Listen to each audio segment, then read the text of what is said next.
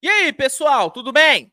Meus amigos, vamos iniciar os nossos trabalhos nessa quarta-feira maravilhosa, falando sobre a rodada de ontem da NBA. Tivemos uma rodada curtinha, mas foi uma rodada cheia de bons jogos, né? Tivemos a Batalha de Los Angeles ontem, tivemos também a Batalha de Nova York, tivemos um polêmico Oklahoma City Thunder contra Portland Trail Blazers. Então, assim, foi uma rodada curta, mas foi uma rodada com muitos jogos bons. Vai ter muita coisa pra gente falar nesse vídeo. Então, peço para que você deixe seu like, se inscreva no canal. E já vamos começar falando sobre o bom jogo que tivemos entre Denver Nuggets e Indiana Pacers. O Denver venceu por 114-109, mas não foi um jogo fácil, apesar do Pacers não ter tido de novo o Haliburton, que deve ficar fora por um tempinho por conta daquela lesão na coxa. Segundo o Carlisle, o Pacers está fazendo meio que uma manutenção ali da lesão e tudo. Ele deve ficar fora por mais um tempinho. Mesmo sem ele, o Pacers fez um bom jogo, cara. Fez um bom jogo, principalmente ali no primeiro tempo. O primeiro tempo do Pacers foi bem bom mesmo, sofrendo com o Jokic e o Murray, que tiveram um volume muito bom ali no primeiro tempo, vencendo por 8. Né? O Pacers foi para o intervalo na frente, só que na volta do intervalo as coisas se complicaram um pouquinho para a Indiana. O Pacers teve um desempenho muito ruim no terceiro quarto, o time chutou muito mal, tanto de longa como de média e curta distância. O Pacers, no terceiro quarto, teve 0 de 7 para 3 pontos e teve um aproveitamento de apenas 36,4% nos arremessos gerais. Então, não foi um terceiro quarto bom. E o Denver se aproveitou disso. O Denver, em contrapartida, acertou quase todos os arremessos que tentou. O Denver teve mais de 55% de aproveitamento nos arremessos no terceiro quarto e conseguiu virar o jogo e conseguiu abrir uma boa vantagem com uma parcial de 39-19. Só que no quarto período, o Pacers reagiu, tá? O Pacers reagiu no quarto período, conseguiu buscar o jogo, voltou para o jogo, mas aí no final, Nikola Jokic fez a diferença. O Jokic fechou bem pra caramba o jogo e com uma bolaça de 3, faltando 8 segundos para terminar, ele colocou 5 pontos de vantagem para o Denver e acabou com o jogo. No fim, o Denver saiu com a vitória, 31ª vitória do Denver Nuggets na temporada. Nenhum time do Oeste tem mais vitórias do que o Denver. O Denver não tem a melhor campanha, mas tem o maior número de vitórias. Já a Indiana sofreu sua 20ª derrota e, curiosidade, desde que Pascal Siakam chegou no Pacers, o Pacers não sabe o que é vencer. Tá bom, foram só 3 jogos, e desses 3, 2 foram jogos contra adversários bem difíceis, encarou Denver e encarou também o Phoenix Suns, mas são 3 derrotas. São 3 derrotas, então não tô dizendo que foi um erro pegar o Siakam, não tô dizendo que vai dar errado e tudo, até porque seria muita canalice da minha parte, mas é uma prova de que não é só conseguir uma grande troca, não é só conseguir um grande jogador que as coisas vão deslanchar. É um processo, vai demorar para o Pacers se adaptar ao Siakam e vice-versa. Então, eu acho que é importante pontuar essa questão do Pacers ainda não ter vencido com o Siakam, porque eu vi muita gente comentando, agora com o Siakam o Pacers vai ser contender, agora com o Siakam o Pacers vai para as cabeças. Calma, gente, calma. O Pacers vai melhorar, tá bom? O Siakam é um baita no jogador, mas nada é do dia para a noite. Vai precisar de trabalho, tá bom? E essa questão das 3 derrotas com ele meio que comprovam isso, de que não é só pegar o cara.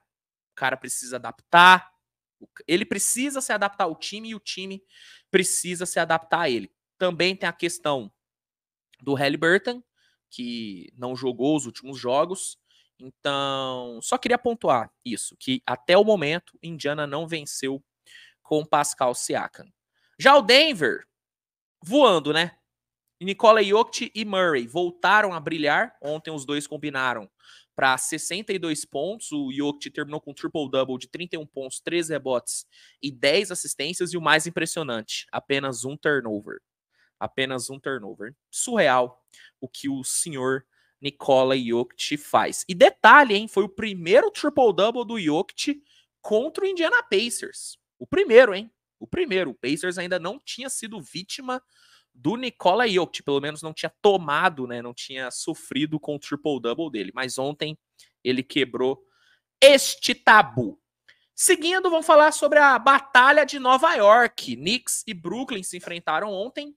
E esse foi um jogo engraçado, porque o jogo foi na casa do Nets. Foi no Barclays Center. Só que parecia que o jogo era no Madison Square Garden, porque tinha um número impressionante de torcedores do Knicks no ginásio. Não pareceu que o mandante era o Brooklyn Nets. Simplesmente não pareceu. A torcida, o ginásio vibrava mais com as cestas do Knicks do que com as cestas do Nets. Então, eu achei engraçado o fato do jogo ser em Brooklyn, mas parecer que foi no Madison Square Garden. E essa torcida que foi ali acompanhar o Knicks, que foi apoiar o Knicks, não viu um grande desempenho da equipe. O Knicks não jogou tão bem, mas mesmo aos trancos e barrancos, o Knicks venceu muito por conta de mais um colapso do Nets no quarto período. O Brooklyn terminou o terceiro quarto com a parcial de 36-26 e com uma boa vantagem. O Brooklyn foi para o quarto período com uma boa vantagem, né? Tendo meio que a faca e o queijo na mão para ganhar, até porque o Knicks não vinha fazendo um bom jogo. Não vinha fazendo um bom jogo. Mas aí, no quarto período, aconteceu o que vem acontecendo durante toda a temporada. O Brooklyn derreteu, o Brooklyn colapsou e tomou a virada. O Nets, no quarto período, marcou apenas 18 pontos. 18. Foi a menor pontuação do Nets em todo o jogo. E tomou 32. A maior pontuação que o Nets tomou durante todo o jogo. Ou seja, o quarto período, que era onde o Nets deveria crescer para fechar o jogo, foi simplesmente o pior período, o pior quarto do time na partida. Foi inacreditável o que aconteceu. Foi inacreditável, cara. O Knicks venceu 108-103, 27ª vitória do Knicks na temporada, campanha 27-17, e o Brooklyn, de novo, deixou escapar uma vitória. 26ª derrota na conta, campanha 17-26, e na boa, não tem muito o que passar pano aqui. O Brooklyn derreteu, e a culpa, beleza, os jogadores têm culpa? Tem. Mas a culpa é do Jacques Vaughn. A culpa é do Jacques Vaughn. Já passou da hora dele ser demitido. Tá na hora do Brooklyn dar uma de Milwaukee Bucks e demitir o cara antes de dar merda na frente. Ah, Luiz, mas você tem que entender que o elenco do Brooklyn não é lá essas coisas. Concordo. Não é um elenco muito bom. Mas é um elenco que pode entregar mais do que só 17 vitórias. É um elenco que pode fechar melhor os jogos. É um elenco que tem talento. Você tem o Claxton, você tem o Michael Bridges, você tem o Cam Johnson, você tem Dorian Finney-Smith, você tem o Cam Thomas. Como é que esse time não consegue fechar um jogo? Como é que esse time derrete do jeito que derreteu ontem e do jeito que tem derretido durante toda a temporada? Desculpa, não dá. Não dá. Para mim, o culpado é o Jacques Vaughn. Tá na hora dele ser demitido. Tá na hora, cara. Tá na hora. Todo respeito à trajetória do Jacques Vaughn, foi um cara que eu defendi no ano passado, tá? Só que nesse ano não tem como defender. Não tem como defender. O trabalho dele é horrível e o Brooklyn poderia e deveria sim estar melhor. Deveria sim estar melhor. Sobre o Knicks, não foi uma grande vitória, não foi um jogo bonito, mas foi uma vitória, né? Foi uma vitória. Jalen Brunson, mais um jogo de 30 pontos para ele. Julius Randle flertou ali com o triple-double, terminou com 30 pontos, 9 rebotes e 7 assistências. E um detalhe, hein? Tendo Anunoby e Jalen Brunson jogando juntos, o Knicks só perdeu um jogo até agora. Só perdeu um jogo tendo Anunoby e Jalen Brunson em quadra. Isso é um número bem impressionante. Mas ontem, sejamos sinceros, a vitória do Knicks foi muito mais por conta do derretimento do Brooklyn do que pelo mérito mesmo do Knicks. Porque o Knicks não vinha jogando bem. Não vinha jogando bem. Vamos agora falar sobre Pelicans e Jazz. Aqui foi um atropelo, tá, gente? Pelicans atropelou o Jazz 153 a 124. Foi uma verdadeira surra. O Pelicans não tomou conhecimento do Utah Jazz. E, para mim, foi, com tranquilidade, um dos melhores jogos do Pelicans na temporada. Pelicans ontem foi extremamente dominante. Tudo deu certo. Todos os titulares jogaram bem. O Zion terminou com 17 pontos e 11 assistências. CJ McCollum terminou com 33 pontos e 9 bolas de 3. Herb Jones terminou com 22 pontos e 4 de 4 no perímetro. Quinta série agora vem forte com 4 de 4, né? 4 de 4 é forte. Quinta série agora vai bater forte. Brandon Ingram, 18 pontos. E Jonas Valanciunas terminou com duplo-duplo de 17 pontos e 13 rebotes. Grande jogo do Pelicans. Pelicans chegou a 26 vitórias na temporada, campanha 26-18. E o Jazz volta a ter campanha negativa. Depois daquelas 4 semanas mágicas, parece que o Jazz tá meio que voltando para a realidade. Vem de uma sequência ruim de jogos, vem de uma sequência de derrotas. E agora volta a ter campanha negativa. 22 vitórias e 23 derrotas.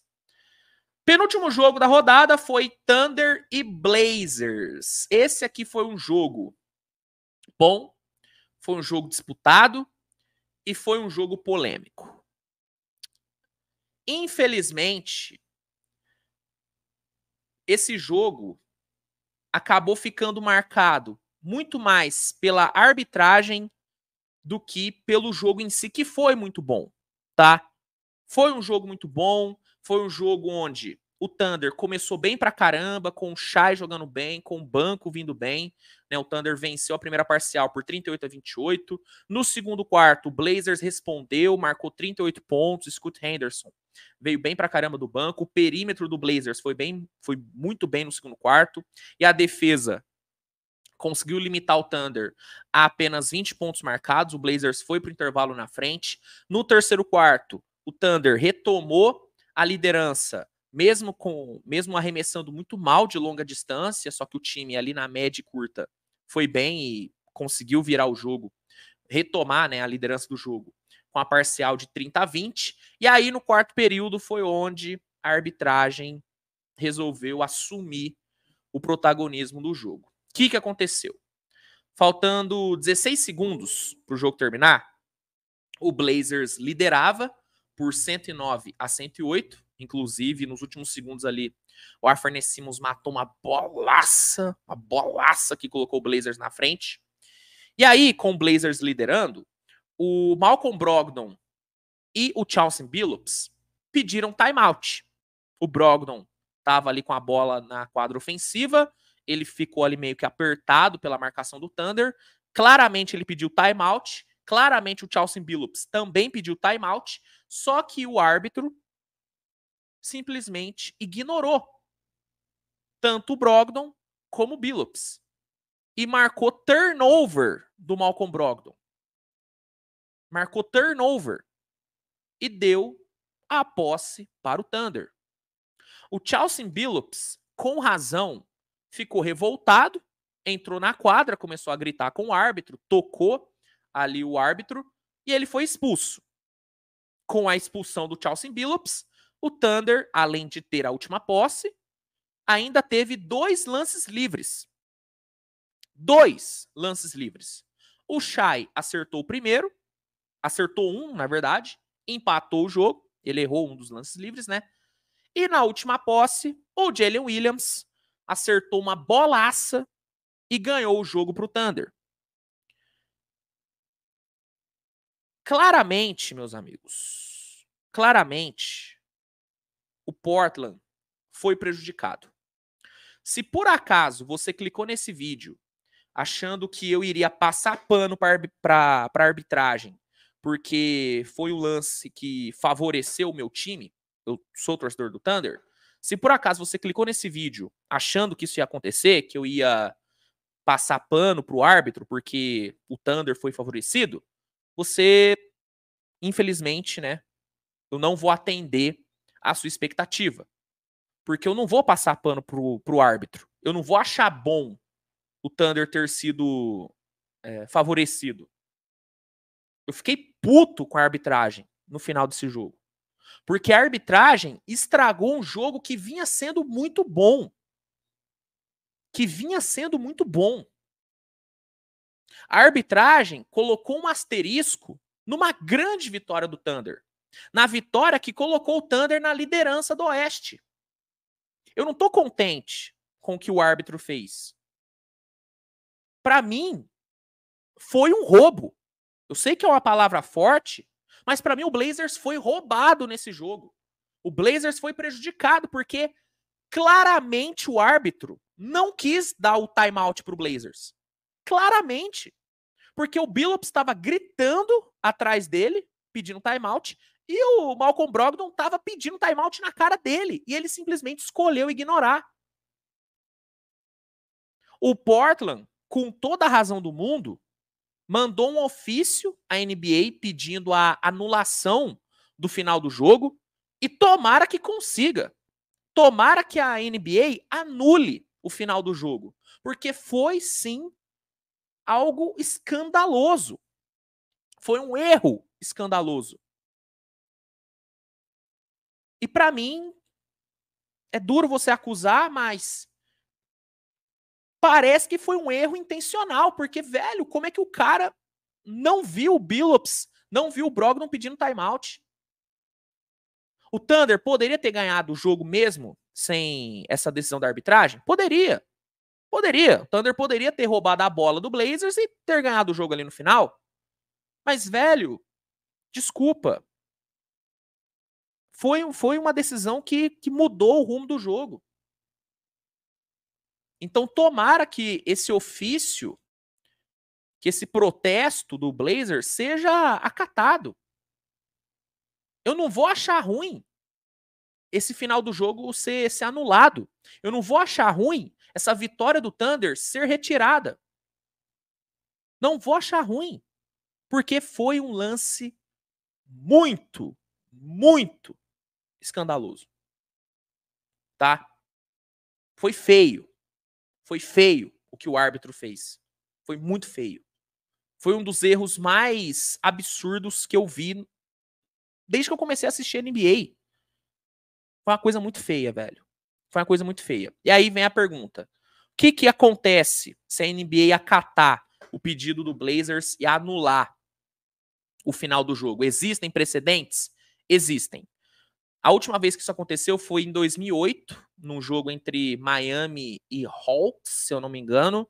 O Miami se sentiu prejudicado pela arbitragem por conta de uma expulsão do Shaquille O'Neal ali nos últimos 54 segundos. O Miami pediu para a NBA anular o final do jogo, a NBA anulou, e aí no próximo confronto entre as duas equipes, os últimos 54 segundos ali, que foram anulados no jogo anterior, foram jogados no começo da partida. Então o jogo começou com as duas equipes jogando aqueles últimos 54 segundos, e aí depois das equipes jogarem esse tempo, começou o segundo jogo, começou um novo jogo. Então, caso a NBA acate o pedido do Blazers, no próximo jogo entre as duas equipes, que vai ser no começo de março, se eu não me engano, esses últimos 16 segundos serão jogados no começo da partida, e aí depois vai começar o jogo novo. Sinceramente, eu não acho que a NBA vai acatar. Não acho. Mas eu torço para que a NBA acate o pedido do Blazers. Porque o Blazers foi muito prejudicado aqui. Foi muito prejudicado. Tá?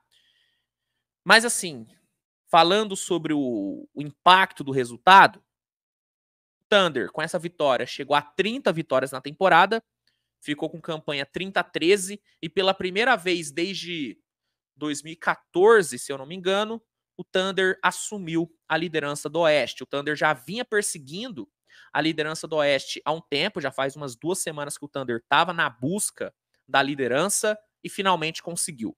Foi um jogo onde o Thunder não jogou bem o tempo inteiro, mas teve momentos muito bons. O Shai terminou com 33 pontos e 10 assistências. Jalen Williams terminou com 19 pontos e aquela última bola dele foi espetacular.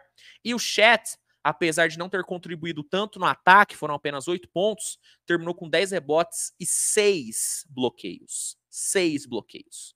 Pelo lado do Blazers, o destaque foi o Scoot Henderson, mais um bom jogo do novato, foram 19 pontos e 7 assistências para ele. O Blazers chegou a 31 derrotas e tem uma campanha muito ruim, de 12 vitórias e 31 derrotas, mas essa é uma derrota que para mim não foi culpa do Blazers. Não foi culpa do Blazers. Eu costumo criticar muito o Chauncey Billups. Eu não gosto do trabalho do Chauncey Billups. Mas ontem ele não foi culpado. Ontem ele foi vítima. Não foi culpado, ele foi vítima ontem, tá? A expulsão dele, a decisão da arbitragem ali, tudo foi um desastre. Foi um desastre. Tomara que a NBA tome alguma providência, porque foi ridículo, ridículo. Bom, para fechar o vídeo, vou só passar por cima da batalha de Los Angeles, porque eu já fiz um vídeo na madrugada falando sobre Clippers e Lakers, então vou só dar um tapinha no jogo. O Clippers venceu o Lakers por 127-116, o Lakers não teve o LeBron James e acabou fazendo muita falta. Com o LeBron, o jogo com certeza teria sido diferente, mas isso não tira o mérito do Clippers, que fez um jogo não tão brilhante, mas fez um jogo bom, principalmente no primeiro tempo. O primeiro tempo do Clippers foi excepcional. O Clippers foi para o intervalo vencendo por 77-64. O Clippers teve mais de 60% de aproveitamento nos arremessos no primeiro tempo, 50% na linha de 3, 21 assistências distribuídas, James Harden, Kawhi, esses caras jogaram muito bem. Então o Clippers fez um primeiro tempo excelente, só que no segundo tempo, eu senti que o Clippers deu uma relaxada e acabou sofrendo com a marcação do Lakers. O Lakers melhorou muito defensivamente no segundo tempo.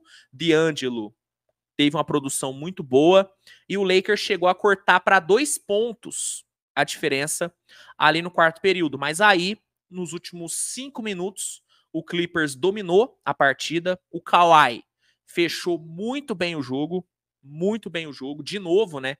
Ele fechou bem pra caramba o jogo e o Clippers saiu com a vitória, 28ª vitória do Clippers na temporada, campanha 28-14, e o Lakers sofreu sua 23ª derrota, campanha 22-23. Destaques do jogo pelo lado do Clippers, o Kawhi terminou com um triple-double de 25 pontos, 11 rebotes e 10 assistências, foi apenas o segundo triple-double da carreira do Kawhi Leonard. James Harden terminou com 23 pontos e 10 assistências. Segundo tempo do Harden não foi muito bom, mas o primeiro teve um jogo brilhante, mas ainda assim marcou 17 pontos. Então, no geral, foi um jogo onde todo mundo ali do Clippers jogou bem. O que me pegou um pouco foi a falta de atenção do Clippers pela maior parte do segundo tempo. Na maior parte do segundo tempo, o Clippers foi bem desatento, foi bem displicente, só que nos últimos 5 minutos o time colocou a cabecinha no lugar e fechou bem o jogo. O Lakers lutou, a defesa fez um ótimo trabalho no segundo tempo. O DeAndre Russell jogou pra caramba, 27 pontos, 10 assistências, mais um ótimo jogo do D'Angelo. Anthony Davis, apesar de ter fechado mal o jogo, terminou com 26 pontos e 12 rebotes. Só que ontem faltou o LeBron. Eu tenho uma certa convicção de que com o LeBron, o Lakers poderia ter ganhado o jogo de ontem. Porque defensivamente o Lakers foi muito bem no segundo tempo, cara. Com o LeBron ali, marcando seus 15 pontinhos no segundo tempo, o Lakers poderia ter ganhado o jogo. Mas é aquela, né? Se eu tivesse 2 rodas e um banco, eu seria uma bicicleta. Então, o si não entra em quadra. Mas eu acredito, né, que com o LeBron o jogo poderia sim ter sido diferente, porque o Lakers não jogou mal. Não foi um jogo ruim do Lakers, não. Muito pelo contrário, tá bom? Mas é isso, gente. Se você quiser uma análise mais aprofundada da Batalha de Los Angeles, tem vídeo aqui no canal. Rapaziada, era isso que eu tinha para falar sobre os jogos de ontem. Rodada boa, rodada curta, mas rodada boa. Se você gostou do vídeo, deixa o like, se inscreve, compartilhe, mande para os seus amigos. No primeiro comentário fixado, eu vou deixar um link que vai te oferecer o NBA League Pass com desconto e com período de teste grátis. O League Pass, se você não sabe, é a melhor plataforma de streaming de jogos da liga. Por lá você tem acesso a todos os jogos da temporada ao vivo. E usando esse link para se cadastrar, você consegue esses benefícios, 7 dias grátis, desconto e ainda ajuda o canal. Então, se você não tem um League Pass e quer ter, usa o link, que aí todo mundo sai ganhando. Fechou? É isso. Nos vemos mais tarde com mais conteúdo. Grande abraço e até a próxima. Tchau, tchau.